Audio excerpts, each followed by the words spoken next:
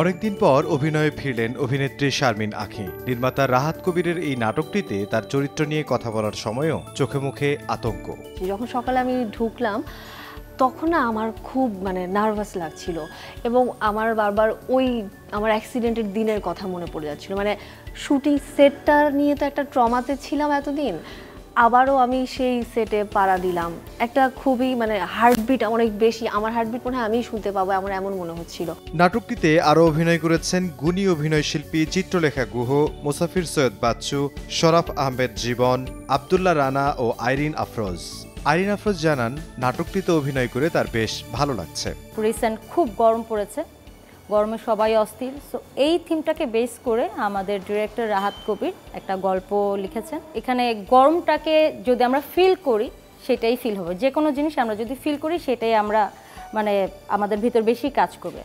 So অনেক কিছু ছোট ছোট বিষয় এখানে তুলে ধরা হয়েছে, যে আমরা যদি জিনিসগুলো কিছু নেগেটিভ জিনিস যদি আমরা ফিল না করি তাহলে সেটা আমরা আর অনুভব করতে পারবো না। আমরা যদি খারাপ জিনিসটা সবসময় মনে করে যাচ্ছে এটা খারাপ হলো ওইটা কিন্তু আমাদের ইফেক্ট করবে। আর আমরা ওই জিনিসটা যদি পজিটিভলি করি তাহলে ওইটা একটা পজিটিভ ইম্প্যাক্ট ফেলবে। খুবই আনন্দ ও খুনসুটির মধ্য দিয়ে কাজ করছেন শিল্পীরা। দর্শকদের তাই বেশ পছন্দ হবে বলে বিশ্বাস নির্মাতা রাহাত কবিরের। গল্পটা আসলে বলতে গেলে এটা আসলে একটা স্যাটার প্লে। আমাদের যেটা হয়, আমরা তো সবসময় রোমান্টিক বা কমেডির দিকেই যাই। তো এইটা একটা আসলে পারিবারিক ফ্যামিলি ড্রামা, একটু সময় নিয়ে কাজটা করেছি। তো ওই জায়গা থেকে মনে হয়েছে যে সবসময় যেটা হয় যে আমরা আমাদের পরিবারের যে গল্পগুলো সেগুলো তো আসলে হারায় যায়। পরিবারের যে সম্পর্কগুলো একান্নবর্তী পরিবারের যে ব্যাপারগুলো থাকে সেই জিনিসগুলো অনেক মিসিং থাকে আমাদের গল্পগুলোতে।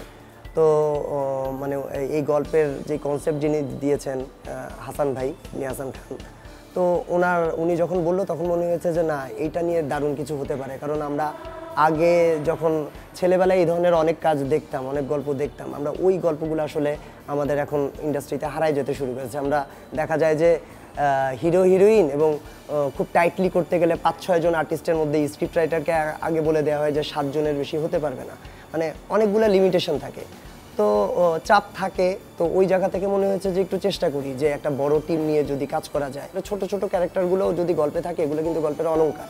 গল্পটাকে ফুটায় তোলার জন্য আমাদের ছোট ছোট কাস্টিংগুলোও দরকার হয়, যেগুলোকে আমরা খুব একটা গুরুত্ব দেই না, একদম সলিড জায়গাগুলো নিয়ে কাজ করি।